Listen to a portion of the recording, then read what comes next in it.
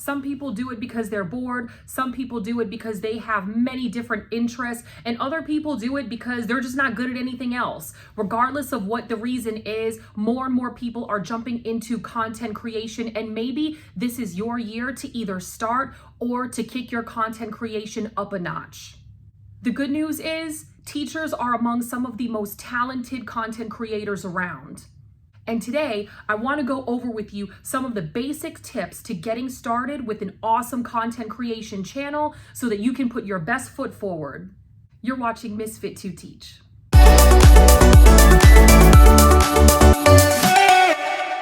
Hey teacher friend, welcome back. I am Nina Rodriguez and you are watching the Misfit to Teach channel, where I talk about all things teaching and how to stay mentally, physically, and emotionally fit to teach.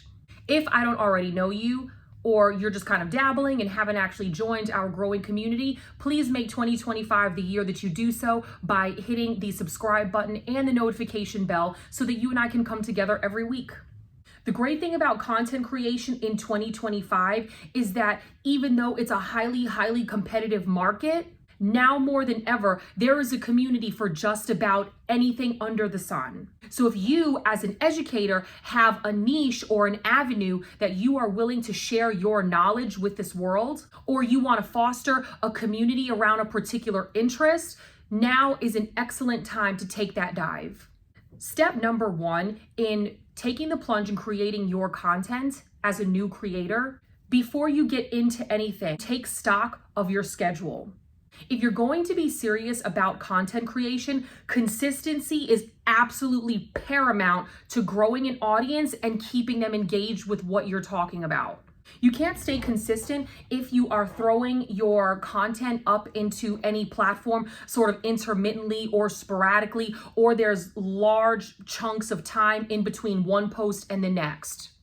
To meaningfully attract your audience, to foster engagement and interest with the topics you're discussing, you need to have somewhat of a consistent schedule that you can stick to long term. And how you do that is by first sitting down and taking a look at what all you have on your plate. Putting something as big and ambitious as content creation on your plate would necessarily mean that you have to extract or remove something else from your plate. So you ask yourself, in your life circumstances, sorry, this is super squeaky. You ask yourself, in your life circumstances, what can you take out right now? Something that is absorbing some of your time, that doesn't really suit you, that you can afford to let go of, so that you can better put into place your content creation schedule. Where can you iron out 3 to 5 hours weekly to create good, high quality content that your audience would be interested in? I would absolutely recommend writing down your schedule, or at the beginning or end of every month, having something like a content calendar where you can iron out all the details of the things that you want to talk about, when you want to shoot and produce that content, and when you plan to deploy it onto your platform. Having something written down absolutely solidifies your commitment, and it helps you to create a good visual picture of where you can see yourself going. Step number 2 is figuring out your messaging and what kind of niche community you want to form and be a part of. In the last few years, you would be surprised how many different content creators have taken off on some of the most subtle or hyper niche topics they talk about on their channel. As long as you're not hurting yourself or hurting others, there's no reason why you can't be successful on a platform such as YouTube, which is my personal favorite, TikTok, which is another one of my growing favorites, Instagram, Pinterest, and others. I would recommend, once you have figured out the niche that you want to establish yourself in, check out some of the well-established content creators in that arena. Spend some time, if you haven't already, exploring the bigger names, the more valuable content creators in that arena, and figure out what their messaging is and how you can be different from that. The best thing you can do for yourself and your content and your future community is bring your authentic self in front of the camera every time you shoot. So as you're exploring some of the more well-established channels in your area of interest, identify any gaps in topics that need further discussing. Look at how your expertise, your personal experience, and your persona can better inform that topic. Once you get going, you'll find that there are so many ideas to uncover and so many different avenues you can take your niche that the possibilities can become a little bit overwhelming. There is no shortage of topics that are going viral these days. And even if virality is not your objective, you can still garner a good bit of outside attention just by bringing your authentic self to a topic and adding value.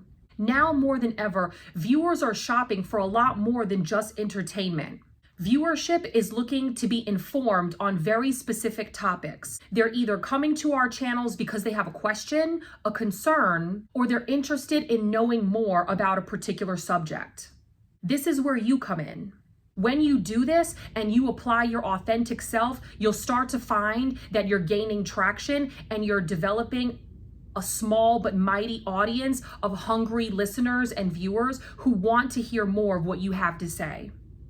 As educators, we have a wealth of knowledge and multifaceted interests that make us uniquely positioned to be excellent at content creation, no matter what our area of interest may be. Before you get started on any content creation, you need to iron out the time in your schedule. I recommend 3 to 5 hours weekly that you can dedicate to topic exploration, shooting and production, editing, and deploying your finished content. When you have developed a consistent schedule, this will help you to gain traction and to grow your audience. Remember, adding this new and deeply involved hobby to your already busy schedule is going to necessitate taking something off of your schedule.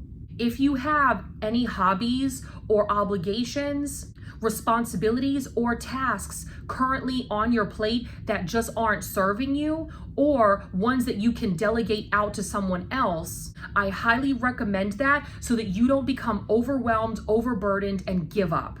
After you've ironed out consistent time in your schedule dedicated to content creation, explore your areas of interest so that you can begin to niche down.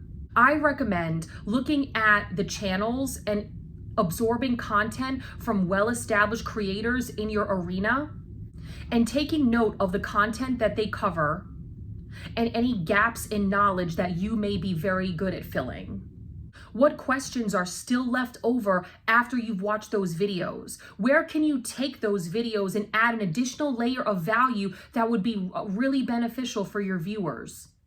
Today's audience doesn't just want to be entertained. They're looking for information. You want it to be specific and geared towards a specific audience. Start writing down any ideas that come to mind, any inspiration that you have that might make a potential good video. And alongside those things, also keep track of what doesn't seem to work, the kinds of topics or subjects in your niche that tend to repel viewers, that get them upset or in their feelings, or that they just don't really seem to be very hungry for. Once you've done these things, you have the baselines covered for how to create your content. Come back next week as we talk further into picking platforms, shooting your content, and how to deploy it as a busy teacher. Thanks so much for watching. If you got any value out of this, all I ask is that you hit the like button so that the YouTube algorithm knows that we are out here trying to spread some good information and help our fellow teachers. Thanks so much for watching, and remember to do all you can to stay fit to teach. I hope you join me in content creation this year. I can't wait to see you. Be well.